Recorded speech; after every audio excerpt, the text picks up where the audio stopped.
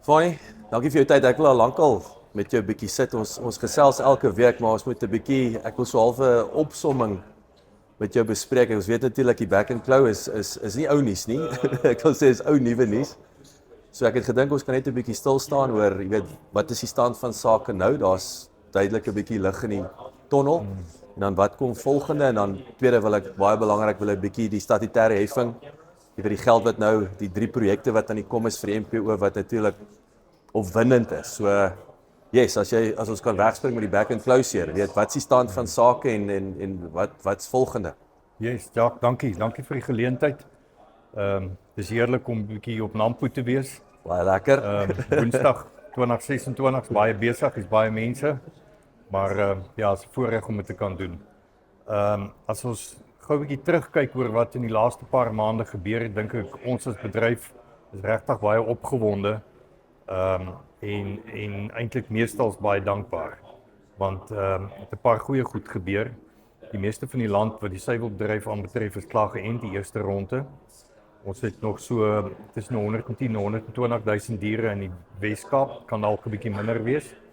Wat nie gedoen is nie, al die ander provinsies is klaar. Die Oos-Kaap is klaar, Natal is klaar, wat natuurlik die brandpunt was, en al die noordelike provinsies, die kleiner provinsies, Gauteng, Noordwes, Mpumalanga, Limpopo, alles, en dan Vrystaat natuurlik, hulle is almal klaar. Die Weskaap natuurlik was die minste van die probleme. Dis hoekom hulle laaste is. Ja, dis korrek. Die toekenning van die enstowwe was ook deurgaans minder na hulle kant toe gewees. En dit is maar die groot rede hoekom hulle nog nie klaar is nie. Ons het nou in die laaste paar weke gesien dat daar weer vars uitbrake is. Dit was lank stil, dit is amper 'n maand lank was dit stil in die Weskaap gewees. Maar daar het nou weer 'n paar goed gebeur daar. Maar steeds terug by die situasie in die res van die land is ons regtig bly en dankbaar dat ons kan wees waar ons is. Ons het vanoggend nogal regtig 'n baie opwindende sessie bygewoon hierso met Nasie in gesprek, waar minister John Steenhuisen ook natuurlik teenwoordig was, saam met 'n paar van my ICC vennote, Dewald Olivier, Johan Kotse, Kobus Bester en dan natuurlik van die ministeriële taakspan Dr. Dirk Verwoerd. En hulle het voor 'n regtige volsaal die situasie 'n bietjie uitgetrap en daar het wat interessante dinge uitgekom.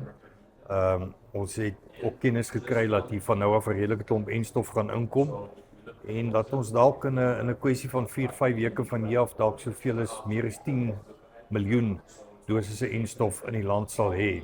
Waar kom dit vandaan? Ja, en wat is in terme van ons eie produksie, ek wil sê in onderste poort? Ons eie produksie, Dr. Lita van ARC was ook in die gehoor gewees en hy het so 'n bietjie terugvoer gegee van hulle kant af. Hulle produksie het 'n bietjie tot 'n halt gekom. Ons weet van die 12.700 of 800 wat 'n tyd terug daar geproduseer is. Dit was natuurlik 'n kombinasie enstof gewees tussen die SAT virusse 1, 2 en 3.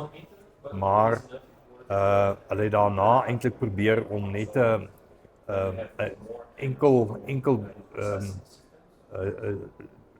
virus in die SAT2 te vervaardig, net vir die SAT2. Maar dit het nie gewerk nie, want jy weet, ons sit met meer as net SAT2 in die land en dit is eintlik gevaarlik om dit te gebruik. So hulle gaan nou terug na weer produksie van SAT1, 2 en 3. Dan die ander enstof, dit wat ons invoer, kom maar natuurlik uit Argentinië en uit Turkye uit op die stadium. Die groot hoeveelhede kom uit Argentinië uit, Biogenesis Bigo, en dan uit Turkye uit is Dolwet.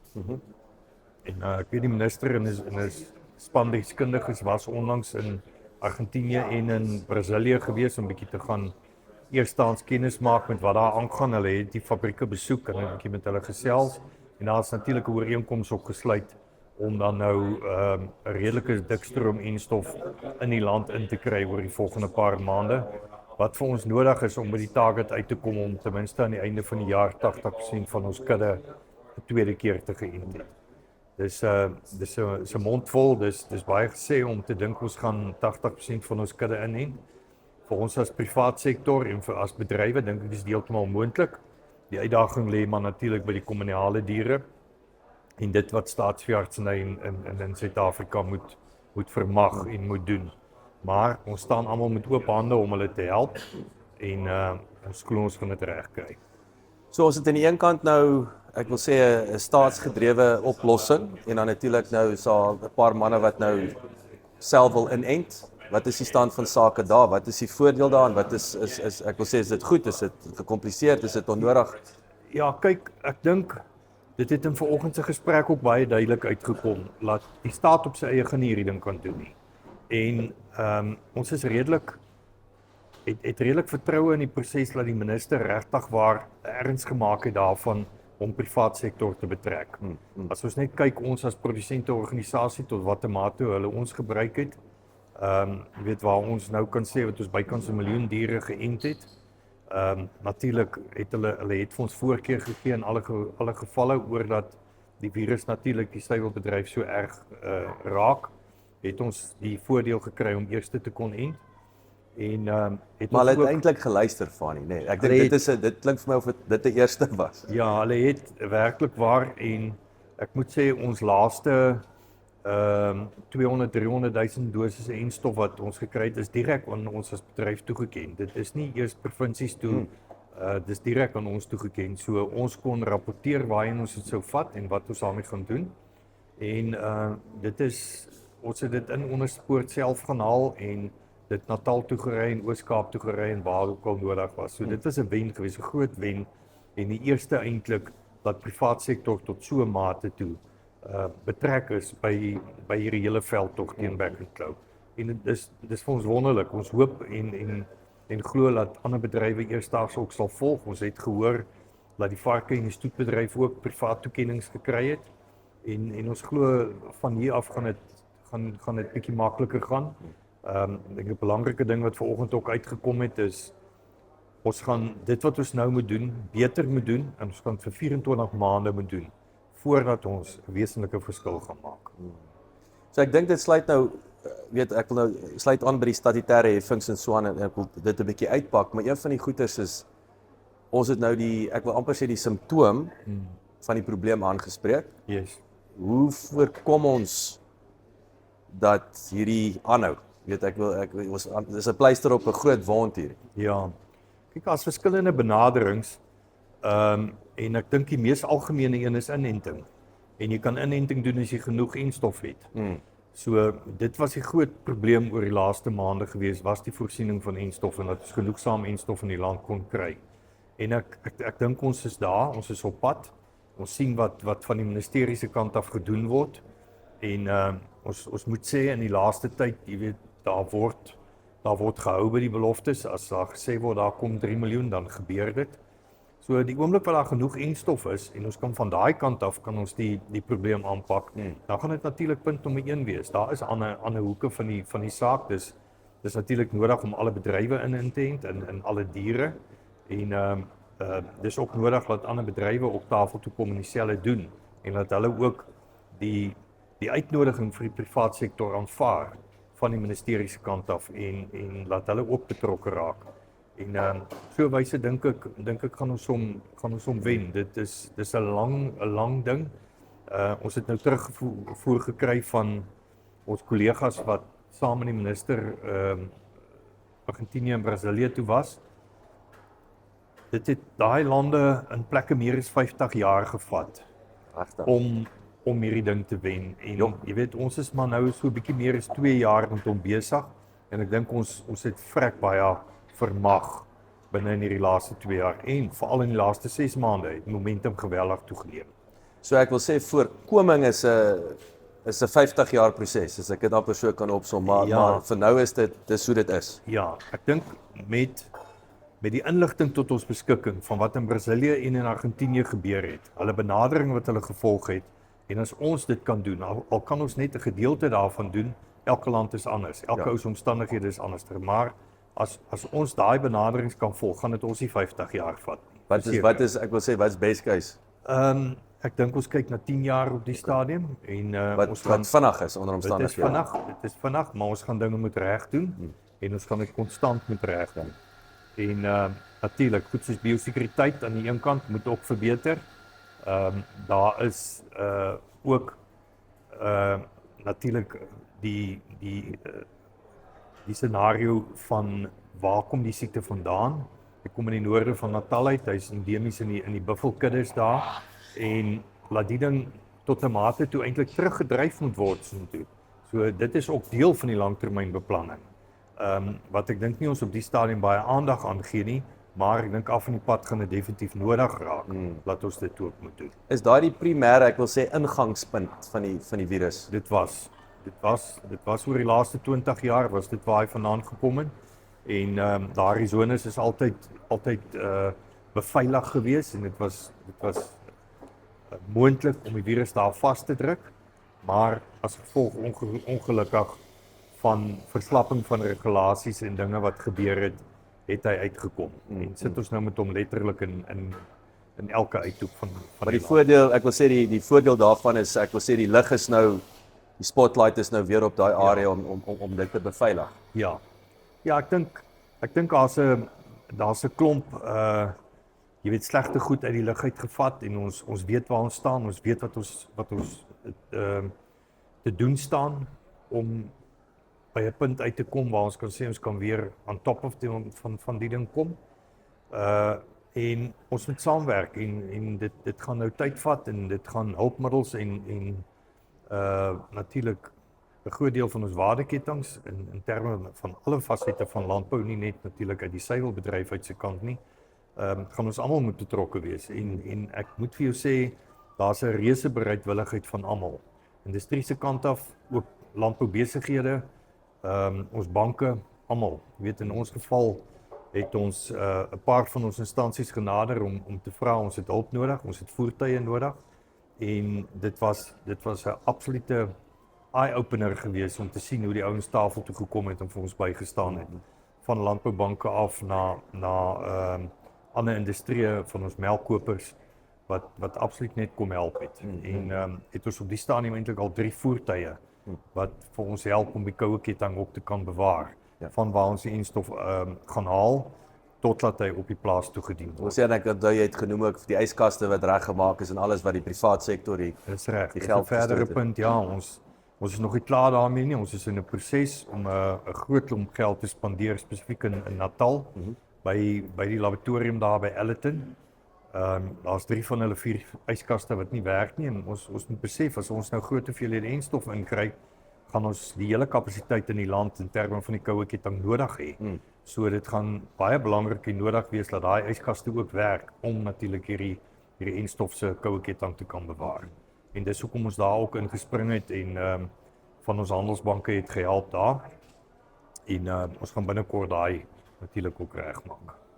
So kom ons staan 'n bietjie stil by biosekuriteit. Ek bedoel, jy weet, jy het nou van die ware ketting. Ons praat nou van die trok met die 10 beeste wat die speedkop stop. Jy weet die veilingshuise. Jy weet hier's klomp rolspelers en hoe gaan daai ding? Wat sien jy wat daar nie gebeur is? Ek wil sê om daai dissipline 'n bietjie en vas te vat. Ja, ek dink dis definitief 'n langtermyn ding. Dis nie 'n ding om die Engelse term te gebruik om die mindset te verander van elke ou wat betrokke is binne in hierdie hele waardeketting. Jy weet ons kommunale gemeenskap het 'n ander uitkyk oor die ding met goeie rede. Dit is hoe hulle is en hoe hulle werk en wie hulle is. En hulle beskou dit anderster. Jy weet die waarde van 'n dier binne in hulle gemeenskappe lyk heeltemal anderster as wat in die kommersiële wêreld lyk. En dis nodig laat daar ook baie opvoeding gedoen word ook in daai wêreld en laat hulle ook biosekuriteit sal verstaan op die manier wat die res van die waardeketting dit verstaan. Ons het so baie om te leer nog. Jy weet, biosekuriteit is een ding om jou plaas te beveilig, om te kyk wat kom in, om te kyk wat gaan uit, laat die voertuie skoon is, laat jou drade heel is, laat daar nie rondloper vee is nie. Dis een faset. Ons sien elke dag nuwe dinge met hierdie vreeslike nat toestande. Dink ek is dit 'n gegewe nou, laat ons weet dat die virus, back and claw virus ook deur die lug kan versprei. So ons het dit gesien met die varke. Van die varkboere is definitief die beste wat biosekuriteit aanbetref in ons land en hulle het dit gekry. Hulle kon dit nie op 'n ander manier gekry het as dit nie deur die lug na hulle toe versprei is nie. So dit bring 'n verdere dimensie binne in biosekuriteit, jy weet, en hoe ons die hele situasie gaan hanteer. En ons het nog baie om te leer daaroor en ons het nie antwoorde heidaglik vir dit nie. Maar stukkie vir stukkie sal ons daarby kom en ek dink dis hoekom die groot fokus dan nou ook eerder op inenting is. Want dit is iets wat ons heidaglik meer kan beheer en as ons dit kan doen en dit volledig en op 'n volhoubare groot basis doen, dan gaan dit ons eerste wapen wees. Is daar gevaar? En dit klink nou, ek wil amper sê, ek wil nie soos 'n conspiracy theorist klink nie, maar as ons gaan kyk na enstowwe, die geld betrokke, wat te maak is selfs daar in terme van die vervaardigers en so aan, is daar nie 'n risiko dat op 'n einde van die dag is dit net lekker, kom ons hou net aan inent vir die volgende 50 jaar en ons hoef nie te worry oor biosekuriteit nie, ons hoef nie, want die dier het nou maar, jy weet, hy kan versprei, maar hy's daarom ingeënt. Weet, wat is die gevaar van daai tipe, ek wil sê mindset en wat nie gaan verander? Ja, kyk ek dink die staat het homself bereidwillig verklaar om ten minste vir die eerste 2 jaar vir die enstof te betaal. Soos ons almal weet is back and claw verklaar as 'n nasionale siekte en dit is ook met die begrotingsrede het die president dit as 'n nasionale krisis verklaar en as gevolg daarvan glo ek het daar geld binne in tesourie beskikbaar geraak om natuurlik te help met hierdie. So hulle het hulle self bereid verklaar om ten minste vir die eerste 2 jaar te betaal vir die enstof. Ja. Ons het dan nou onlangs die publikasie van die seksie 10 skema gesien. Binne in die seksie 10 skema gaan dit natuurlik moontlik wees vir privaat individue om enstof te koop. Ja. So dit maak 'n nuwe veld oop en dit gaan natuurlik ook help daar waar jy voel, luister, ek wil op my tyd en op my manier ent en ek gaan my privaat veearts gebruik daarvoor. Dan kan jy aansoek doen om deel te neem in hierdie skema en jy sal toegelaat word. En in daai geval gaan jy betaal vir jou enstof. Ja. So ek dink soos wat ons vorentoe gaan en as ons veral deur die eerste 2 jaar is, behoort ons van daar af te sien laat enstowwe meer deur die privaat sektor die koste daarvan gedra gaan word en laat staat minder en minder betrokke gaan wees daarbey. So as ons die eerste groot veldbrande gestop het, dan het ek 'n idee, my gevoel is laat die staat 'n bietjie sal terugstaan en laat meerendeels van die goed deur seksie 10 hanteer sal word. Daar's natuurlik seksie 9 ook wat binnekort afgekondig sal word. Ons werk almal hard aan dit. Dit is die gedeelte wat natuurlik na die beheermaatreëls van die siekte kyk binne in die omstandighede. Waar seksie 10 eerder meer gaan oor die inenting, gaan seksie 9 meer oor die beheer. So jou kwarantainregulasies en daai en die hantering van dit word als daan En ek sê daai is eintlik waaroor dit gaan op die einde van die dag. Dis krities want dit, jy weet, as jy Engelse term kan gebruik, ons moet kan trade, ons moet kan besigheid doen, ons moet kan verkoop. En seksie 9 gaan dit bepaal. Die huidige kwarantainregulasies is 12 maande. Jy weet, of jy positief was en of jou buurman positief was, as jy in kwarantain geplaas is, sit jy daar vir 12 maande. Dis nie waar ons wil wees nie. Jy kan nie besigheid doen en jy gaan bankrot gaan. En daar's nuwe navorsing nou onlangs bekend gemaak wat baie belangrik is. En as dit in ag geneem gaan word, behoort ons kwarantainregulasies nie langer as 28 dae te wees nie. Okay. En ek dink ons kan almal uithou daarmee. Ja. Kwarantain gaan steeds nodig wees. As jy met 'n hoogs aansteeklike nasionale siekte sit, 'n virus sit, dink ek is kwarantain steeds nodig. So daar waar diere besmet is, moet hulle gekwarantain word. Maar as ons die viruslading in die hele land kan afbring en die ding behoorlik bestuur en reguleer, dan behoort ons op 28 dae uit te kom. En ek soos ek voorheen gesê het, elke ou kan wag daarvoor. En ek dink ook weer die feit is ouens, ek wil sê die rekening moet optel vir inenting. Dit daai uitgawe, daai incentive gaan dan wees om jou te gedra en op 'n nuwe manier te begin boer en dink om daai koste te verwyder. Want ek kan nie dink enige boer gaan gelukkig wees om vir die volgende 20 jaar net 'n cheque elke jaar te skryf vir 'n klomp enstof nie, omdat die prosedures nie in plek is nie. Ja, en ons glo ook aan die ander kant, as ons kan praat oor die koste van enstof, jy weet, daar's vanoggend ook verwys daarna, wanneer gaan ons, want jy weet, jy praat van gesplete hoefdiere, so wanneer gaan ons kyk na skape en bokke en varke, en heidaglik word daar begin kyk na varke, maar skape en bokke nog glad nie. So, die oomblik wat skape en bokke bykom, gaan dit 'n ander ballgame word. Jy weet, dan verdubbel amper die hoeveelheid enstof wat ons nodig het. So wat die koste implikasie daarvan gaan wees, dit kan erg raak. Ja. Maar as ons kom op 'n stadium dat ons werklik waar miljoene en miljoene dosisse per jaar gaan invoer en nodig het, en ons kan dalk selfs 'n derde en 'n vierde verskaffer opbysit, dan dink ek gaan dit goedkoper word. En jy weet, as ons daar waar vir ons gesê is rondom 40-45 rand 'n dosis, dink ek nie dis te veel om te betaal om jou kudde te beskerm. Ja. Veral uit ons oogpunt uit waar ons weet wat die skade kan wees. Ja, ek wil sê dis 'n versekeringspremie. Absoluut. Kom ons praat 'n bietjie opwindende volgende, jy weet, die volgende 4,5 jaar vir die NPO, statutêre heffings en so aan. Gee ons 'n bietjie wat het daar gebeur en wat is die volgende stappe en waaroor is jy opgewonde? Ja. Jacques, die statutêre maatreël in suiwelbedryf loop al vir bykans 20 jaar. Die ding is op 'n sekere manier bedryf. Dit is vir die laaste klompe jare was die twee aansoekers gewees, was die NPO en SAMPRO. SAMPRO is natuurlik die verteenwoordiger van die sekondêre bedryf en waar die NPO die verteenwoordiger van die primêre bedryf was. So die twee ledeorganisasies het dan nou aansoek gedoen vir 'n statutêre maatreël om sekere funksies te vervul binne in die bedryf. Die funksies was basies gewees suiwelstandaarde, dit was transformasie, dit is navorsing en ontwikkeling, dit is research and development, dit is navorsing en ontwikkeling, consumer education, navorsing, verbruikersontwikkeling. En het ons ook nou begin om 'n dieregesondheidsbeen by te sit. En die twee organisasies, die NPO en SAMPRO, is vir 'n geruime tyd al in gesprek rondom die ding waar die NPO voel hulle is 'n bietjie nagelaat binne in hierdie prosesse en dat hulle meer betrokke sou wou gewees het hierby. En het ons vennote binne in die wêreld genader en gevra dat ons die hele situasie moet heroorweeg. En as gevolg van 'n klompie dinge wat gebeur het en faktore wat plaasgevind het SAMPRO laas jaar op hulle eie aansoek gedoen vir die maatreël. Ons het natuurlik geen ander keuse gehad as om teen te staan nie.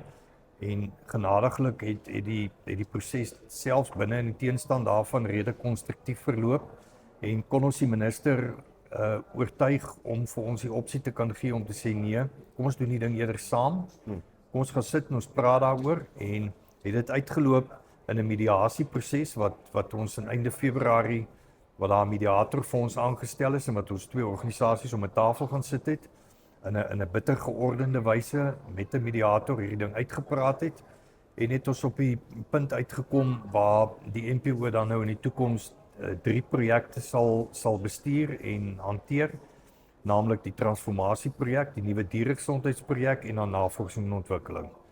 En dan verbruikersopvoeding gaan dan deur SAMPRO gedoen word en dan sal 2 projekte wat ons gaan deel, die van suiwelstandaarde en dan soos in Engels verwys na economies and markets, natuurlik ons ekonomieprojek en wat ook na ons markte kyk. Ja. Daai 2 projekte sal gedeel word. So ons is baie opgewonde daaroor. Dit lei definitief 'n nuwe era in vir die NPO. Die projekte wat aan ons toegeken is, dink ek is projekte wat pas by ons. Dit pas in ons wêreld. Transformasie is tog iets wat jy op die grond doen en dit is waar ons werk en waar ons leef. En soos almal weet, transformasie beteken, jy weet, om voorheen benadeelde burgers in ons land natuurlik by te staan en te help om te kyk dat hulle ook op 'n manier op die ou ene binne 'n kommersiële stelsel opgeneem kan word. Wat 'n moeilike taak is. Dis nie maklik nie, ons kan 'n dag praat net daaroor, maar ons pak hierdie goed baie positief aan. Ons gaan 'n paar aanstellings maak om onsself te rad en ons in 'n posisie te plaas om hierdie behoorlik te kan doen. En ons het vir ons vennote beloof dat ons ernstig is in dit en die hele stelsel is nou so opgestel dat hy baie deursigtig is en dat almal baie goed verteenwoordig is daarop. En ja, ons sien baie uit daarna. Ons is regtig in ons totaal in ons kinderskoene wat dit aanbetref, wat die navorsingsprojek aanbetref. Dit is 'n projek wat al lank loop en ons het nie die baba met die badwater uitgegooi nie. Ons het gevra dat die bestaande strukture behou word en dat hulle ons bystaan om hierdie oorgangstydperk te kan deursien en dat ons dit sinvol sal kan doen en as daar van die projekte is wat in die verlede gedoen is en ons voel ons moet aangaan daarmee, dan wil ons dit doen, maar ons wil ook toegelaat word om te kan kyk na nuwe uitdagings binne in ons wêreld en genoeg aandag daaraan ook te kan gee. Natuurlik wat die dieregesondheid aanbetref is 'n nuwe projek. As nuwe uitdagings, back and claw is natuurlik absoluut nuwe uitdaging. Dis nie al dieresiekte wat daar is nie. Ons het 'n groot uitdaging in brucellose ook en wil ons graag daarna kyk. En dank Vader, ons het 'n goeie klompie geld kon allokeer daarna toe en ons gaan 'n verskil maak. Ek is seker ons gaan 'n verskil in elke produsent in hierdie land se lewe kan maak rondom dit. En jy weet reeds in die posisie wat ons onsself geplaas het om op die stadium vir elke boer en 'n lid van ons te kan wys dat jou produsentorganisasie kan vir jou iets beteken. En ons kan dit nou net verder uitbrei en uitbou. Wat is daai, ek wil sê daai korttermyn voordele vir daai melkboer nou dat jy ook 'n bietjie hand op die stuur wil hê? Ja. Kyk as ons projek vir projek vat, transformasie is belangrik, dis iets wat gedoen moet word. Dit is iets wat van alle kante daar buite gesien word oor hoe spreek 'n bedryf die verlede aan, hoe spreek hy die toekoms aan, wat doen hy in terme daarvan om sy bedryf uit te brei en om ook nuwe toetreders toe te laat tot die bedryf. Dis nie maklik nie. Ja. Ek kan jou vinnig sê om 'n kommersiële boer te vestig vandag kan jou tot 150 miljoen rand kos. Ja. So enige transformasieprojek kan nie daai geld bekostig nie. Ons is nie naby dit nie. Maar ons weet ons het vennote wat ons kan nader, wat saam met ons hierdie pad gaan loop. So dis nodig dat ons dit doen. Binne in dieregesondheid is dit absoluut nodig. Laat ons kyk na dieregesondheid en laat ons dit aanspreek ter wille van ons lede en ter wille van ons proaktief, absoluut. En die inentingsveldtog, laat ons dit kan doen, laat ons dit volledig kan doen, dat ons oordentlik kan doen met hierdie voertuie wat geborg is. Ons gaan kundiges aanstel om ons almal by te staan en hierdie werk oordentlik te kan doen. So en dan natuurlik navorsing. Ons weet navorsing is heidaglik op 'n sekere manier gedoen. Ons het so 'n bietjie 'n nuwe inslag wat ons wil na kyk. Wat is die primêre doelwit van die navorsing? Wel, daar word baie min navorsing in landbou in Suid-Afrika gedoen en daar moet eintlik baie meer gedoen word, jy weet, maar dis sekerlik met goeie rede, moet 'n mens baie wyd kyk na navorsing. Daar's baie goed wat in die wêreld al gedoen is wat jy nou nie weer moet gaan herhaal nie. Ja. Van hierdie navorsing kan jy gaan koop van die rak af en jy kan die uitslae daarvan kry en jy kan dit toepas en jy kan aangaan. Maar daar gaan nuwe goed wees. Ja.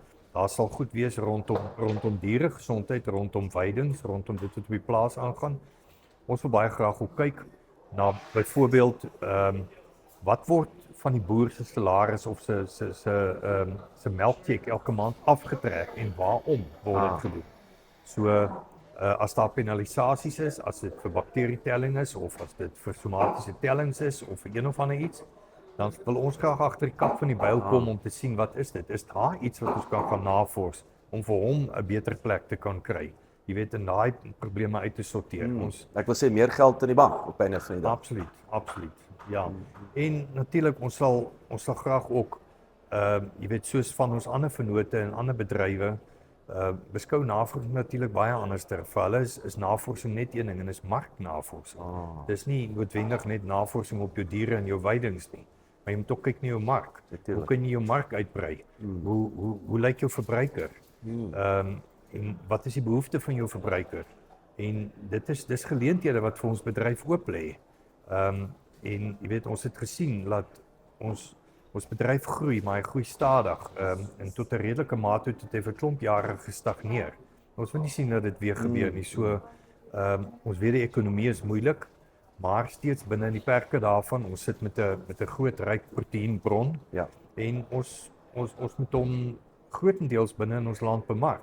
Ons moet kyk na uitvoer ook. Is altyd belangrik. Jy weet dit is 'n stabiliserende faktor binne in jou hele prysstruktuur. Maar dit is ook baie nodig om te kyk na uitbreiding binnelands en te sorg dat meer mense ons produk gebruik. Een ding wat die NPO geprys word op hierdie stadium is juis hoe julle saamwerk met die melkboer. En daar's en ek bedoel dit is nogal 'n ek wil sê nie uniek nie, maar julle is voorlopers wat dit aanbetref. Wat dink jy het gelei daartoe? Is dit nou krisistyd man? Dieselfde asem is hoe julle opgedaag het gedurende die krisistyd wat vir die ek weet van daai groot boere wat nou lede is as gevolg van hoe julle back and close benader het. Wat dink jy is daai triek wat julle reg kry op hierdie stadium? Ja, Jacques, dis moeilik. Dis moeilik om miskien dit heeltemal uit te presies die messepunt op het te kan sit en presies te kan sê wat dit is. Jy weet, my benadering vandat ek betrokke is by die organisasie is natuurlik net een ding en dit is om betrokke te wees by ons lede. Ek probeer van myself af my vinger werklik hou op die pols van dit wat in die land gebeur in die industrie en as ek 'n tweede en 'n derde oproep van 'n boer uit 'n streek uit kry, dan weet ek, dis tyd dat ek in my kar klim of op 'n vliegtuig klim en by daai mense uitkom. Dis baie hands-on wil ek sê. Hands-on en gaan presies hoor wat daar aangaan en ek dink dit is een van die groot suksesse wat ons bereik het is ons lede sien ons as bereikbaar en toeganklik. En ons luister en ons spreek die probleem aan. En ons probeer oplossings vind. Jy weet, ons is 'n ledeorganisasie, 'n vrywillige ledeorganisasie op die stadium. En ek weet dat hier geen kommuniteitsorganisasie in Suid-Afrika verder is wat natuurlik enigstens die belang het wat ons het nie. Jy weet, meer as 85% van melkbore in Suid-Afrika op die stadium betaal vrywillig maandeliks 'n heffing na ons toe om die organisasie aan die gang te hou. So dit alleen sê vir jou baie. Ja. En ons is natuurlik hulle ewig dankbaar daarvoor vir die vertroue wat hulle in ons stel. En ons is regtig afhanklik van groot genade as dit daarby kom, want dit is werklik nie iets sommer net iets wat ou kan sê dis dit wat jy gedoen het of dit wat jy gedoen het nie. Dis 'n spanpoging. Dit kom definitief nie net van my af nie, maar ons dryf dit ernstig van bo af dat ledebetrokkenheid en verstaan en opdaag en daar wees die belangrikste faktore is om 'n diens te kan lewer binne in 'n ledeorganisasie. Wanneer spring julle weg met die statutêre maatreëls en so aan? Hoe lyk die volgende korttermynstappe? Die 1 Julie tree in werking. Die maatreël ons weet hy is ingehandig by die NMC, hy is deur hulle prosesse, hy is deur hulle council. Hy is gestuur na die minister se kantoor toe, so die volgende stap is dat die minister dit sal teken. Daarna sal dit afgekondig word in die Staatskoerant, wat ons glo binne in die volgende weke sal wees. Daar was geen teenstand gewees toe die proses afgekondig is nie. En het ons op die stadium al vir die meeste van die projekte al bestuurs portefeuilles neergelê en het ons persone in plek wat die bestuurskomitees sal beklee. En sodra hulle werk begin en hulle aan die gang is, dan sal hulle besluit of hulle ook advieskomitees wil aanstel. En van daar af gaan die wiele begin rol. So ons sien baie uit daarna om die 1 Julie te begin. Ons is nou in 'n proses om 'n paar ekstra personeellede aan te stel wat vir ons gaan bystaan binne in hierdie proses. So dis alles baie opwindend. En ons weet ons moet nou presies wees, ons moet reg wees, ons moet die regte mense aan boord kry. En soos jy self weet, het ons onlangs 'n bosberaad gehad. Wat ons 'n klomp invloedryke mense binne in ons bedryf om 'n tafel gehad het vir 2 dae. Wat ons in diepte gesels het oor hierdie goed en wat ons ook vir ons boere gevra het wat wil julle hê en vir hulle gesê wat kan ons hulle bied. En dit was baie suksesvol. Ek self het baie tevrede daar uitgegaan met die aanbevelings wat daar uitgekom het en die kommentaar daaruit. En ons glo ons gaan dit kan doen. Jy weet, ons benadering is van die eerste oomblik af baie konstruktief. Al is ons deur 'n baie negatiewe tyd rondom die hele proses, het ons die hele tyd altyd vir onsself gesê, as jy dit nie konstruktief kan doen nie, dan doen jy dit nie. En ek dink ons is beloon daardeur om vandag op 'n plek te kan wees wat ons kan sê, ons kan daai konstruktiewe benadering nou voortbou in iets wat werklik waar suksesvol vir ons almal kan wees. Fanie, ek wil net sê wel gedaan. En sterkte met hierdie wegspring 1 Julie. Dit klink baie opwindend en ek sien uit om 'n bietjie weer met jou in te check op 'n stadium en kyk hoe hierdie ding vorentoe beweeg. Baie dankie Jacques, dankie ook vir die werk wat julle doen in die agtergrond, ons waardeer dit. Baie dankie. Dankie vir jou tyd. Baie dankie.